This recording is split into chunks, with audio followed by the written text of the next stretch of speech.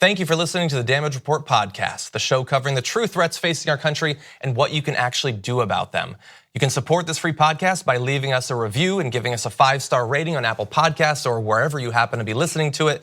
Every review helps more people discover the show at no cost to you.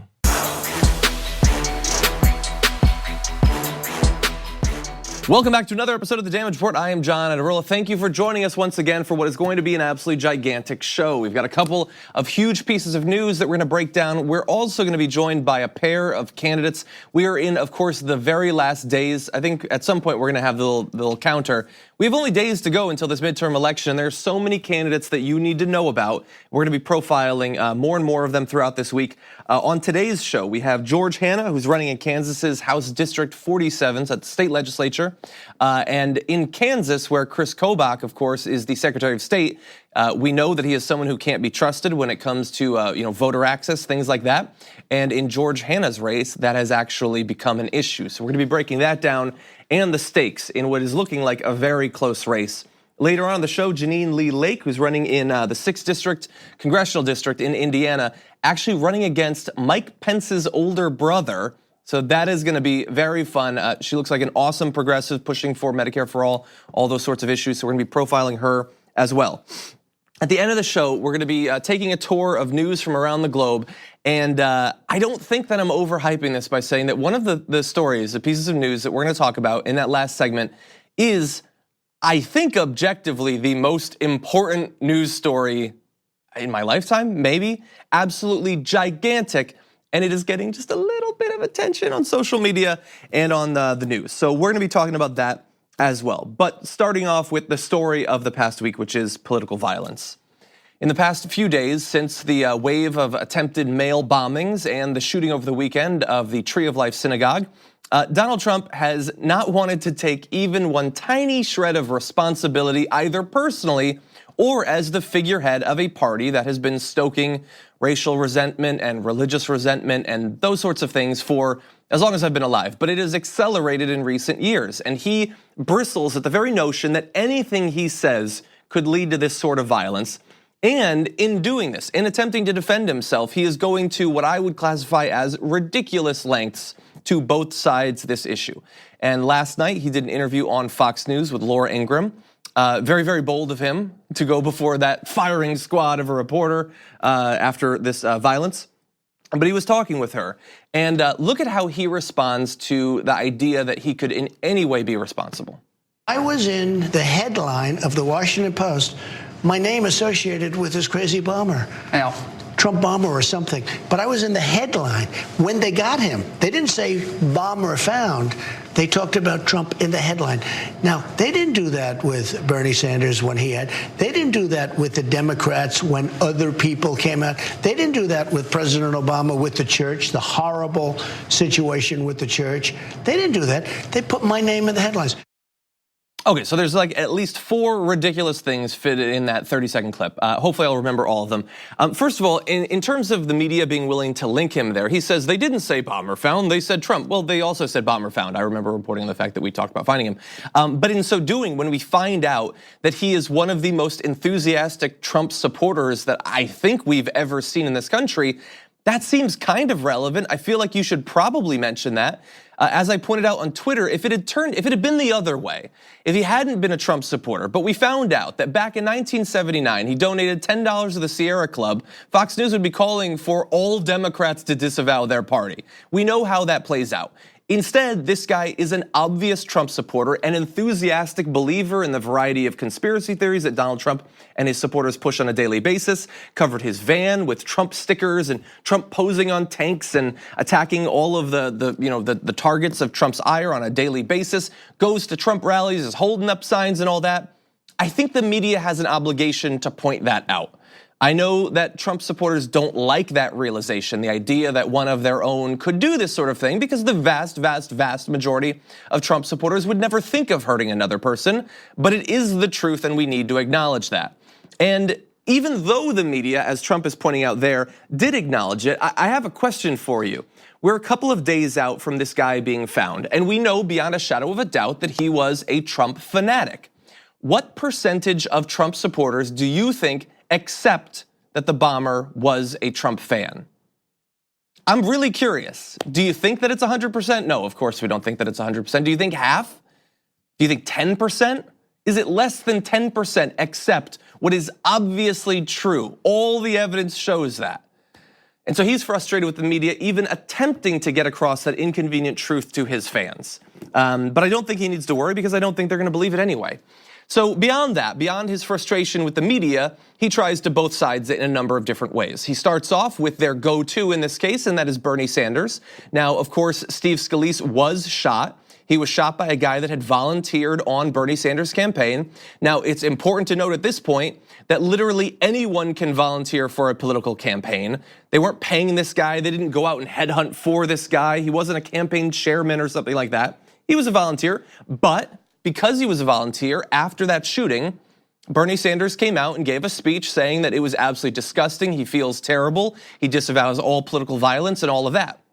And that message, I think, was very easy to buy because Bernie Sanders has never once called for any form of violence of the sort that Donald Trump casually talks about at every one of his rallies. He's never done that. And much more importantly, and what makes this Steve Scalise, Bernie Sanders thing a ridiculous comparison to make in the light of all the political violence that we've had in this country over the past couple of weeks, is that Bernie Sanders does not talk about Steve Scalise. He does not give speeches about Steve Scalise. He doesn't do weird nicknames for him and talk about him constantly on Twitter and social media. He doesn't bring him up randomly at rallies to get applause lines. He hasn't done any of that stuff. If you were trying to put together some sort of enemies list for Bernie Sanders, Steve Scalise wouldn't make the top 200.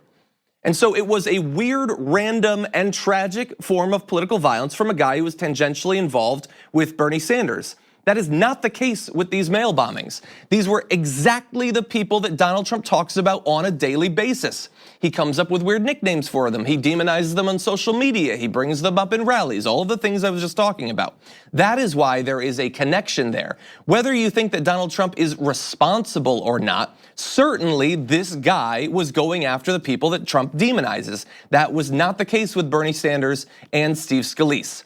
After trying to throw blame onto Bernie Sanders, he then says, this doesn't happen with other Democrats, which is not actually an example. It sounds like one, but he actually can't come up with another example of a Democrat, which is why he uses that vague language. I don't know what he's referring to, if he's referring to anything, in fact. But then he moves on to the most ridiculous one of all. Barack Obama didn't get blamed like this in the church shooting.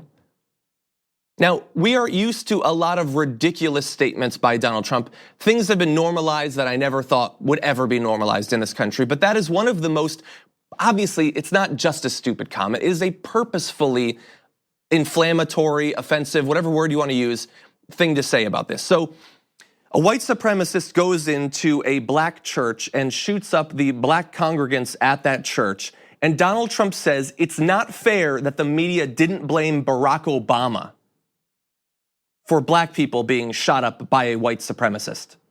So this isn't a case where he has found sort of the inverse of what's going on with him and his supporters.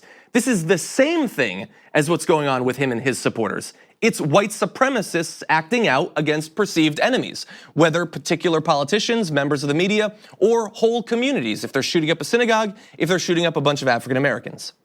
So he is saying that Barack Obama, the first black president, should have been blamed, should have gotten some of the blame for a white supremacist choosing to target black Christians. That is not just absurd, that is horrendous. And he knows that Barack Obama never did anything to lead to that sort of violence. He was constantly a figure giving high-profile speeches attempting to bring together races and get rid of some of that strife. Something that, of course, is not his responsibility to do. He inherited a country at that time that had hundreds of years of horrendous racism and violence in basically one direction. And he was expected by the other side, which wins elections based on those sorts of racists, to heal all of those wounds, which is ridiculous. But in fact, President Barack Obama, after that shooting, sang Amazing Grace during the eulogy for the 9 Charleston victims at the Emmanuel AME Church. So he did everything he could afterward, even though he bore no responsibility whatsoever to make the situation better for the actual victims. Expect nothing like that from Donald Trump. So 3 examples there, if you can call them examples, none of them absolve him of the responsibility he has to come to grips with the sort of movement that he and others like him are leading in this country. Now, beyond Donald Trump, you also had Kellyanne Conway going out and attempting to both sides it and divert from responsibility for what's actually going on in this particular case with the synagogue shooting, as you'll see. The anti-religiosity in this country, that it's somehow in vogue and funny to make fun of anybody of faith, to constantly be making fun of people who express religion, the late night comedians, the unfunny people on TV shows. It's always anti-religious. And remember, these people were gunned down in their place of worship, as were the people in South Carolina several years ago. And they were there because they're people of faith, and it's that faith that needs to bring us together. This is no time to be driving God out of the public square. No time to be making fun of people. That's right. Okay, so right there you saw Kellyanne Conway doing what she is paid to do, tell vicious, vicious lies and distract us from actually solving the problems that she purports to address. So again, she brought up the shooting at that church, and she's tying it also to the synagogue shooting. I guess we're supposed to believe that Stephen Colbert is responsible for that, for mocking religion, which she was alluding to. He is, of course, very religious himself, which is ridiculous. They didn't go into that church and shoot it up because Dylan Roof really didn't like religion. Tree of Life Synagogue wasn't shot up because that guy didn't like religion. They loved religion. They loved their own religion. They just didn't like those brands of it. They liked Christianity, but Dylan Roof didn't like black Christians. And this guy sure loved, in Pittsburgh, he liked Christianity. He didn't like Jews. That's the problem. This is not a problem with anti-religiosity. This is a problem with white supremacists and anti-Semites.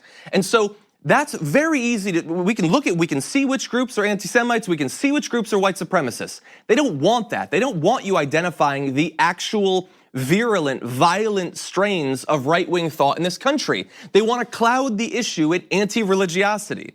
Because if you can get it to be about that, then it's not a right-wing thing at all. Hell, any secular person, any atheist could be tied in with that. But are there secular people going around committing terrible, violent acts on a daily basis? Is that the problem that we actually have in this country? Is it that atheists that are going around and just targeting random religious people? Is that what America is facing right now? No, of course it's not. White supremacy, anti-Semitism, two things that are tied very closely together, and they have levels of hatred, sorts of hatred that are not being stoked by both sides. It is one side very specifically willing to tolerate and encourage that sort of thought and that sort of violence.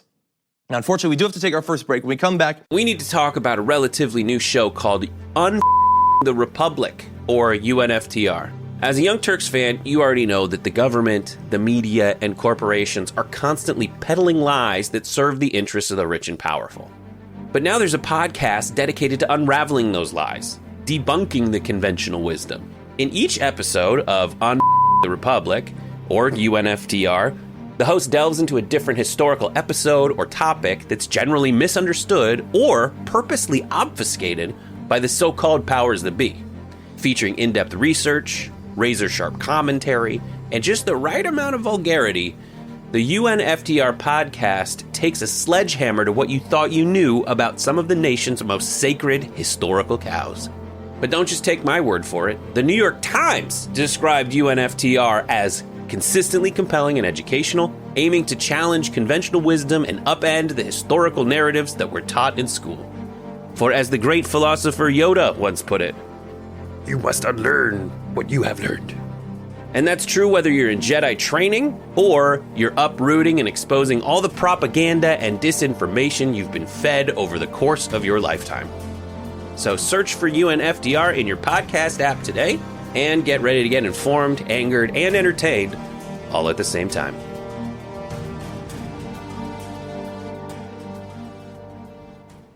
We're going to be pivoting to the first interview. George Hanna is a Kansas state-level legislator who's running in this midterm election. We're going to be breaking down not only the issues there in Kansas, but also some of the problems with voter suppression and false information about the election being given out after this. I'd like to welcome to the show a candidate for Kansas's House District 47 Democrat, George Hanna. Welcome to the show, George. Thank you, John. I appreciate it. Thank you for joining us, especially in this run-up to election. I know you've got a lot of campaigning to do, but we wanted to talk about your candidacy and also about some of the problems that have cropped up in it with Chris Kobach, the Secretary of State for Kansas. Before we get to that, though, I'm very interested in this wave to learn more about what is leading to people running for office. So if you could give us a little bit about your background leading up to this run. Well, I don't know if you remember me, but you actually interviewed me in Philadelphia as a Bernie delegate at the Media Day walkout. And, I came back from Philly. Instead of getting all upset and doing the dim exit, I took it to heart. The only way we can fix this is to get involved and change it internally. So I immediately came home, found the hardest district I could, and decided to run. Well, I certainly like the boldness not only of the run, but also, being willing to go for one of the difficult ones. And I certainly agree with your strategy. Like, I think that the exact sort of establishment Democrats that we were opposing back then would love for candidates like you to say, you know what, I'm not even going to try to reform the party. And around the country in these primaries, we've seen some amazing candidates winning, and they're likely to go on to actually help to reshape the Democratic Party after these midterms. So thank you for being a part of that. Now, in terms of your actual race, you've had some issues with Chris Kobach. He's not a guy that is a fan of democracy. How is that influencing your race? Well, our county clerk has sent out some conflicting directions on how to fill out the ballots, which is really it's disheartening because on the ballot it's printed how to fill in the oval and let the machine run it through. But yet the Secretary of State had instructions that they included with the ballot that says an X or a check will work just fine. And of course, now we have no way of knowing which races were seen by the machine when you run it through. Yeah. So I'm looking at a possible recount, hand count, right out of the gate on the first day. So, is it your belief is that county clerk just didn't know, like wasn't sure exactly what would qualify, or do you think that this is you being targeted with this misinformation? Well, there's only two counties that this happened that I'm aware of right now, and they're both very, very R. Neither one of the incumbents were endorsed by the Republicans for common sense here in Kansas, and they're very much Kobach strongholds. So I suspect some shenanigans there. I know the clerk here in Jefferson County as an ethical person, and I think she was just going off of the directive from Secretary of State. Okay, and one of the reasons, of course, that this seems very significant is the indications are that your race is looking like it's likely to be pretty tight, correct? Yeah, actually, if our polling margins stick the way they are, I'm actually up by 6% right now with all the advanced ballots that have come in, or at least have been voted.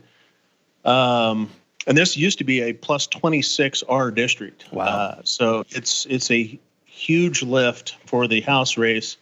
But in a congressional race or in the last governor's race, it actually will vote Democrat. So they just need the right candidate.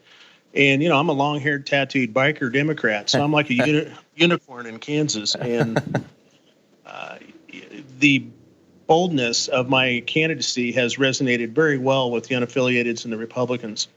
I put a 12-foot billboard on the driveway of my opponent in April that's been there ever since. It says, "Vote for me." Wow, that is bold. Okay, so I want to talk about your candidacy because you are endorsed by Our Revolution. So talk to us about your platform. And especially you mentioned there that these unaffiliated voters, maybe they haven't had a Republican or a Democrat in recent elections that they've really felt has spoken to them. What are the things about your platform that is resonating with them? Well, there's a lot of things, but it's obviously the expansion of Medicare here in Kansas. We've got CanCare, which is a broken privatized system that right now it doesn't cover nearly 200,000 Kansans that are stuck in the gap between what the CanCare covers and then what the ACA can pick up, and that has resonated across the board because a lot of seniors are involved in that. We've also got some pretty hot topics here locally. That local elected officials have been very diligent in making sure that people are protected. So corporate interests came in, wrote a bill, and then just shoved it through the Republican-controlled government here in Kansas, both sides, including the governor. And my opponent, of course, voted for that after telling a constituent that he wouldn't vote for it. Mm-hmm. And then last but not least, my opponent is the only dissenting vote in all of Kansas government to vote against agricultural hemp, which in a predominantly agricultural district infuriated a lot of people. Yeah, it certainly seems out of step. And I want to learn a little bit more about your opponent. So Ronald Ellis is the incumbent. Who has he been as the incumbent? What role has he served there? Well, that's just it. Nobody knows. And going out and door knocking thousands and thousands of doors. I have actually made personal contact with every single Democrat in the district, and I've gone through the unaffiliated and now into the Republicans. Most people have no idea who he actually is, which is ironic because he's a 37-year retired teacher. He taught most of the people here, locally anyway, but as a legislator, nobody has ever heard from him. Yeah. Well, it certainly seems like, I mean, based on the belief, I don't want to encourage this necessarily, but people think that this election is going to be pretty bad for the Republicans. Being complacent in terms of your campaigning at this point seems like a pretty bad idea. As these polls have been showing that you're actually up, is there any indication that he is taking this threat more seriously? Oh, no, he stepped right up his game about 3 weeks ago. Okay. I've been involved in this campaign since February of last year, or about 2017. And nobody took me seriously, and I used that to my advantage. I just stayed under the radar and ran a very efficient campaign, kept it very cordial, and stuck to the just to the voting record and to the facts. But and because of that, I think he didn't think that he could do anything and just sit back and ride the R into a re-election.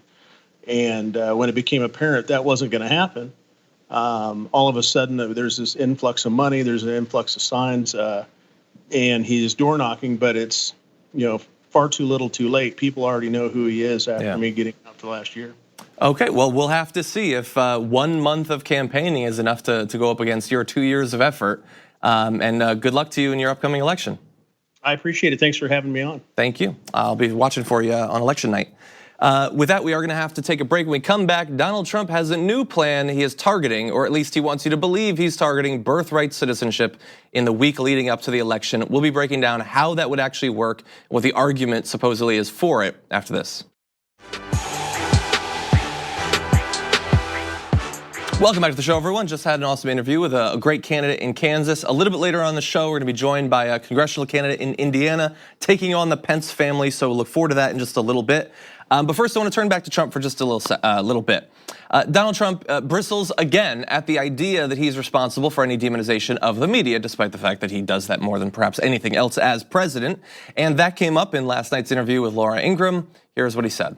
It's when I say enemy of the people, I'm talking about the fake news, and it is fake. Which and the thing is, my people understand. One quick story. So a reporter for the Washington Post does a story that a place that I was doing, an arena, was empty. And he shows a picture. Not a very good crowd, Mr. Trump, something to that effect. And then it turned out that he took the picture 5 hours before the people started coming into the arena. The arena was packed, and there were thousands of people outside. They had to retract it. But this is the kind of dishonesty that we have. Okay, so that is a demonstration of, yes, perhaps a little bit of a petty story by some reporter. News that, I mean, did you see that? Was that the big story of the day? I don't even know what he's talking about. But also how petty he is. That whenever it is that this happened, if it was a month ago or a year ago or 3 years ago, he still thinks about it. And he thinks that that justifies calling the media the true enemy of the people. She tried there. It's not like Laura Ingraham has a lot of follow-up questions, but she did try there very briefly to ask which outlets, because he says it's not fair to say that he calls the media the enemy of the people. He just calls the fake news the enemy of the people and refuses now to actually say who that is. We know that he means the vast majority of the media, so it's a distinction without a difference. But the problem for him is that he did once actually define it. There is a tweet out there that you can find where he says what the fake news is, and it was CNN and the Washington Post and the New York Times. He listed literally the biggest media outlets on TV and in newspaper. That's the fake news. Okay. Well, at that point, I'm not really interested in whether you're talking about all of the media or just all of the biggest media outlets, the most critical, the most important. He does lump them all together, and it is consequential. We had the shooting at the Capitol Gazette. We had the CNN attempted bombing last week. There are other people out there that wear red hats and hate the media, and he is continuing to stoke that, as he has threatened to do in the wake of these acts of violence. So he doesn't like the criticism. Okay, that's fine. I don't like my life being threatened, and I think that my concern is a little bit more real, a little bit more important than yours at this point. And I really do feel for people at CNN that have to return to their office knowing that there are people out there that are frustrated that that bomb didn't go off. And they're very much in the sights. People at the Washington Post also have to worry, not just about Trump. We're going to return to the story about Saudi Arabia a little bit later on. But the media is being targeted, continues to be demonized every night at Donald Trump's rallies, and he knows exactly what he's doing. With that said, I do want to turn to one of his proposals from today. Donald Trump is apparently setting his sights on birthright citizenship. It is this concept that if you are born in America, regardless of the legal status of your parents, you are a citizen. And that is derived from the Constitution. Now, he is not a fan of that. Many hardline, far-right people in America don't like that either because they don't like the sort of people that become citizens through it. But there is a little bit of a problem that's standing in their way of actually overturning it. So we're gonna get to that in just a little bit. But first, here is Donald Trump talking about how he thinks he can actually go about getting rid of birthright citizenship. Some legal scholars believe you can get rid of birthright citizenship without changing the Constitution. With an executive order. Exactly. Right. Have you thought about that? Yes. Tell me more. It was always told to me that you needed a constitutional amendment. Right. Guess 14th what? Amendment. You don't. You don't. Number one, you don't need that. Number two, I mean, that's in dispute. You could definitely That's very much in dispute. Well, you can definitely do it with an act of Congress, but now they're saying I can do it just with an executive order. Now, how ridiculous! We're the only country in the world where a person comes in, has a baby, and the baby is essentially a citizen of the United States for 85 years with all of those benefits. It's ridiculous. It's ridiculous, and it has to end. Have you talked about that with counsel? Yeah. I have. So where in the process? It's in the process. It'll happen. With an executive order. That's what you're talking about, right? Yeah, that's a very interesting question. I didn't think anybody knew that but me. I thought I was the only one. Jonathan, I've got I'm a good impressed. guess. Good guess. Impressed.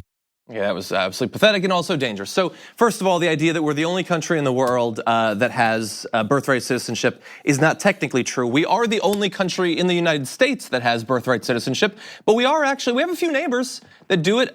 So Canada and Mexico and Cuba and Venezuela, and basically every single country in our hemisphere has some version of birthright citizenship. So that is an obvious lie that you can only tell if you assume that the people that you want to hear it don't care about the actual truth.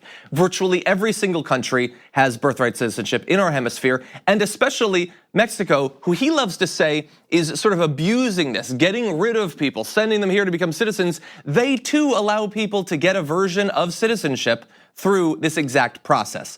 So he says casually there, number one, you don't need an amendment. You can just do it through an act of Congress, or you can just do it through an executive order.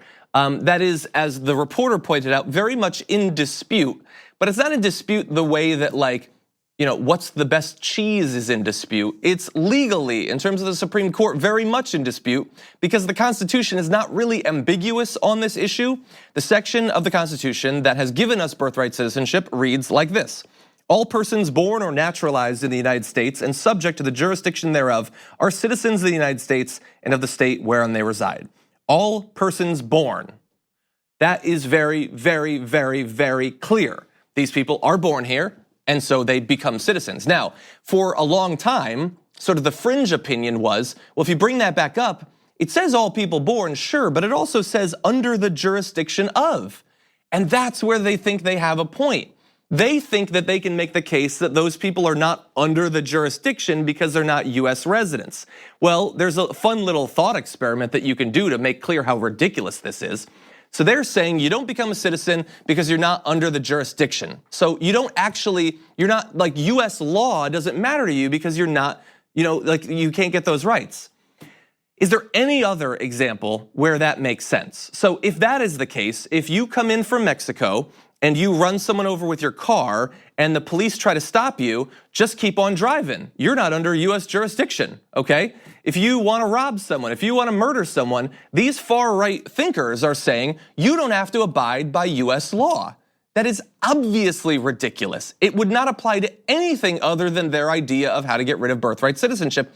And to make it even more obvious how ridiculous that is, the idea that we just assume obviously that every citizen is under the jurisdiction, but non-citizens are not, is made ridiculous by the fact that foreign diplomats are specifically granted exemption from US jurisdiction on most laws. So we understand that you can make those distinctions, and we make it in that case. We did not make it in the case of the kids that are brought in and or I should say are born here, because at the time it was obvious that they were intended to be citizens. That has never been seriously challenged in the Supreme Court. They are hoping that now that they've made a very strong conservative majority in the Supreme Court, that they can actually do that. But that is very much an extreme position.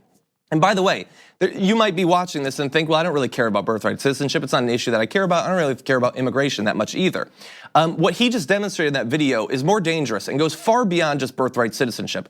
Because the concern here is that he is going to attempt to do with a stroke of his pen is basically write an amendment to the Constitution. And if he feels he can do that, and the only justification he needs is to say, first thing I can do it, then where does that actually stop? What else can he do to change the Constitution? If he wants to write an executive order, and if the Republicans that control the Senate and the House don't have a problem with it, the Constitution no longer means anything. The Supreme Court effectively, in their job as overseer of the Constitution and constitutionality, mean nothing. We effectively have a king in America. And I don't think that we're gonna get to that point. I think that we're gonna stop this, and I think to some extent it's a bit of an election ploy. But Donald Trump just made clear there that he thinks that he has utter control over the text of the Constitution going forward. And that seems like kind of a big deal. Okay, we are gonna take a break. When we come back, another candidate's gonna join us. We'll see you in just a few. Down in Indiana, Mike Pence's brother Greg is jumping into politics, attempting to become the congressman in Indiana's 6th district. Standing in his way is Jeannine Lee Lake, who joins us now on the Damage Report. Jeannine, welcome to the show. Hey, thanks, John. I'm glad to be here today. We're glad to have you. So I want to start off. I mean, people are much more familiar with Mike Pence. How does Greg compare? Is he a better or worse Pence? Well, I think he said there's no daylight between myself and my views and that of my brother's views and that of Donald Trump's views. So, I'll let people take it from there. Okay, well, now I'm scared. So thank you for that. Right. So I want to talk about your candidacy. So I read that your background is actually in reporting. So first of all, I want to make sure that that's the case. But if it is, how does that influence your campaigning now that you've moved over to the political side?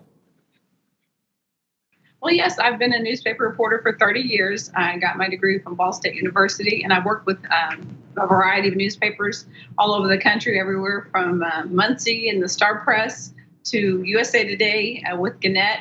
And now I own my own newspaper. It's called The Good News, and it's a bi-monthly newspaper that looks at coverage of minorities and also people of faith. Okay, well, that sounds very positive. I do want to ask you, with sort of the anti-media atmosphere that we've had in our country now for a couple of years, that you're running now, what do you think about the fact that it seems like many politicians are starting to use negative sentiment towards the media to mobilize their voters? What do you think about that? Well, I think it's really sad where we're at now with regards to the president of the United States on a continual basis attacking the media. Mm-hmm. As a 30-year journalist, I've been a person that I've prided myself, on providing objective news, true and accurate news, as is the case of most every journalist I've ever met along 3 lines, along 30 years. A long time ago, there used to be a little moniker that said, if your mother tells you that she loves you, go and get 3 sources. And we always took that very seriously. So to be continuously degraded and, insulted as if we are not clear-thinking adults that know the difference between the truth and a lie is extremely insulting to me, not only as a citizen, but as a newspaper reporter, as a journalist that really cares about my profession. And, as a member of the 4th Estate, I've been very proud, and I still am very proud to be a reporter. Yeah. So you're in a state that previously has been quite Republican, supportive of Donald Trump previously. Now you're out there making the case with, I would say, a platform that's very different from his in terms of some important issues, especially your approach to what should happen with healthcare in America and Indiana specifically. So as you're making that case, I'm always curious, what are people getting fired up about going into this election? Well, healthcare is the number one thing that I've seen, and it affects so many different areas. We just spent an evening last night in Scott County where they're having a terrible opioid epidemic at this point. They've also had just a season where they've dealt with HIV, crisis down there, as well as Hep C. These are people that need Medicare for all. We are a proponent of that. We've been saying that since the very beginning of this campaign. That tackles mental health care issues, which a lot of people are self-medicating with these opioids. Yeah. That handles just a variety of different things. That's what I'm hearing more than anything on the campaign trail right now, and people are excited to be able to, hear a candidate that is actually willing to talk about the issues. One of the issues of my campaign is that I'm actually running against a phantom candidate. He does have this name as Pence, but he is unwilling to debate me. I've been running for 16 months. I've rarely seen him at any events. I hear that he's at events that have a wealthy donors, I guess a $25,000 a plate and that kind of thing. But yeah. So he's really hard. It's kind of hard to run against a person that you really don't know their views. Because quite honestly, the only thing I can go by is what the president said and what the terrible RFRA kind of legislation that his younger brother Mike Pence tried to slam into Indiana a few years ago. Well, if he's saying that he's very similar to his to Mike Pence, to his brother, I think that we have a good idea of what he actually stands for, and hopefully people will look into your positions on the issues, your proposals, and see that there's a gigantic distinction there, whether he wants to debate you or not. Well, thank you. I hope so, because I'm definitely the very antithesis of the Trump Pence agenda, Greg Pence, and all of the. I believe that those cruel type of policies and legislation that they stand for. This administration, in my opinion, they herald themselves, at least the vice president does, as a person of faith. But I'm here to tell you, John, those kind of policies and things that they're implementing now, separating children from their mother's arms, the attacks on not only the media, but attacks on women, some of the insulting ways they have degraded, I believe the prettier part of the population. It's calling them dogs, fat, pigs, horse face, whatever it is. The things that are coming out of the Oval Office. Those are words that really have an impact on our children and how we perceive one another. And I'm wanting to bring in more civility into Washington, D.C. and Congress. Well, and hopefully in just 7 days you'll be able to do that. Jeannine Lee Lake, thank you for joining us on the Damage Report. Thank you very much, John. It was great to be here. Thank you. Have a good day. We're going to have one more break. When we come back, I want to take you on a little tour around the world, some stuff going on that's not necessarily making headlines that perhaps should after this. Here in America, we're dealing with the aftermath of a week of political violence and obviously very invested with what's going to happen in the midterms. But meanwhile, in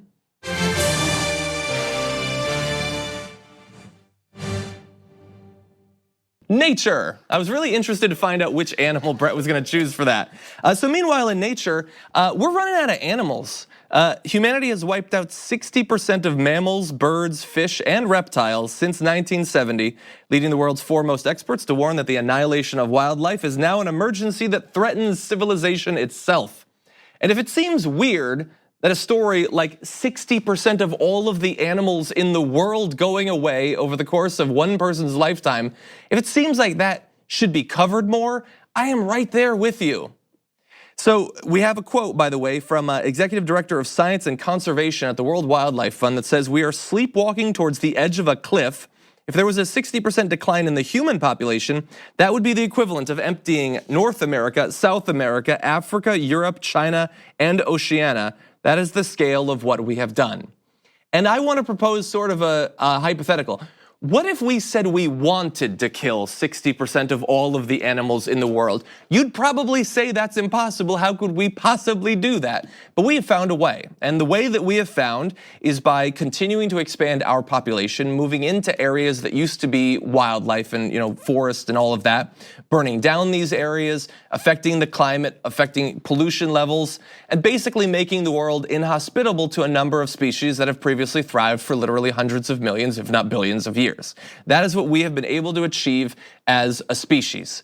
And we have done it while no one is even acknowledging that we're doing this. If I had started this story saying that we've wiped out 10%, you'd probably be a little bit scared. But it is far, far worse than that. And the numbers in some particular areas are even worse. Freshwater habitats have collapsed around the world by 83%. South and Central American populations of animals have declined by 89%. They are literally running out of animals in significant chunks of the world, and we're acting like nothing is happening. So that's what's happening in nature. Meanwhile, in China. China's having some issues with animals as well. They're now legalizing the use of certain animal parts that had previously been illegal. The Chinese government has legalized the use of endangered tiger and rhino products for medical purposes, a move wildlife activists say will be a setback to efforts to protect the increasingly endangered animals. And so specifically here, to be fair, it is only farmed animals because there is actually an industry that farms rhinos and tigers, thousands of them, to harvest body parts for dubious cures for a variety of illnesses that you'll be shocked to find out don't actually work. In 2010, the World Federation of Chinese Medicine Societies issued a statement saying there was no evidence for the claimed medical benefits of tiger bone. No proof of medical benefits from rhino horn have been found either. But that has not stopped a trade in it from continuing even when it was illegal. And now that it has been legalized, it is likely to become even more common, even though these animals around the world have become rarer and rarer. If you can actually get an industry going that is able to breed them, I think there are more productive uses for those animals, like letting them live, especially as animals around the world are going away. So that is what's happening in China. Meanwhile, in Nepal. Wow, that is a beautiful country. Nepal's having issues of their own, and the solution that they've come up for with dealing with that is banning pornography, something we occasionally talk about here in the US as well. So this has to do with sexual assault, which is becoming much more common. In the past 5 years in Nepal, sexual assault rates have gone up by 60%. And this is their solution. They've banned porn and added harsh fines or prison sentences for internet service providers who refuse to comply. Now, if it seems to you like that is not actually a solution to the problem, especially considering the fact that the vast majority of sexual assaults aren't really about sex at all, they're about power, and they are violent crimes, you're probably right. Critics of the ban question whether there was any link between pornography and Nepal's sexual assault numbers, and if it was even possible to prevent people from accessing the websites with the provision of firewall evading software. And by the way, in recent history, this hasn't worked in the past. Nepal actually had a sort of softer ban on pornography just a few years ago, and eventually the government stopped enforcing it because they found that it was in fact unenforceable. And along the way, rates of sexual assault have continued to go up. So probably not a solution. I would look at some more cultural factors, toxic masculinity, things like that are leading to these sorts of rises, not just in Nepal, but in a number of countries around the world. So that is what's going on in Nepal. Meanwhile, in Turkey. Did you know that a journalist was killed in Turkey? I know that we reported on it a lot, but everybody seems to have forgotten it for some reason, which seems bizarre to me considering it was one of the main stories like a week and a half ago. Jamal Khashoggi was murdered and dismembered in Turkey by a team of assassins sent from the Saudi government. I'm not saying this because it's news. I'm saying this because how is this not news still? Yes, we have serious problems. There was the synagogue shooting, the midterms are coming up, we've had all those bombs and everything, but this guy was killed and our country has still done absolutely nothing. Jamal was a Washington Post reporter. He was a US resident. He was one of us. Certainly, we should care regardless whether he'd been a Turkish citizen or a Saudi citizen or whoever. But he was one of our reporters, and he was brutally murdered in Turkey just a couple of weeks ago, and our government does not give a damn. There have been no consequences whatsoever. The arms deals continue to go forward for Saudi Arabia. We are still assisting them in their war in Yemen, regardless of the human and moral cost there. And we have simply moved on, not just as a society, but even the media that should be more attentive to issues like this. Yes, we have to pay attention to all of the news going on around America and around the world. That's why we're doing this segment. But we cannot forget about big stories like this just because shiny new objects come up. Jamal Khashoggi was brutally murdered. There needs to be consequences. Now, with that said, thank you for watching us. Tomorrow, we're going to have JR. Huge guests coming up in the near future, so you're going to want to stay tuned. Thank you for watching, and we'll see you tomorrow morning.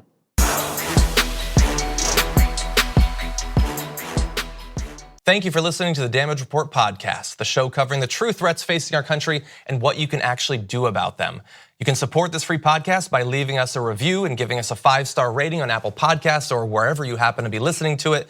Every review helps more people discover the show at no cost to you. Thanks for listening to the full episode of The Damage Report. Support our work, listen ad-free, access members-only bonus content, and more by subscribing to Apple Podcasts at apple.co/TYT. I'm your host, John Adarola. I'll see you soon.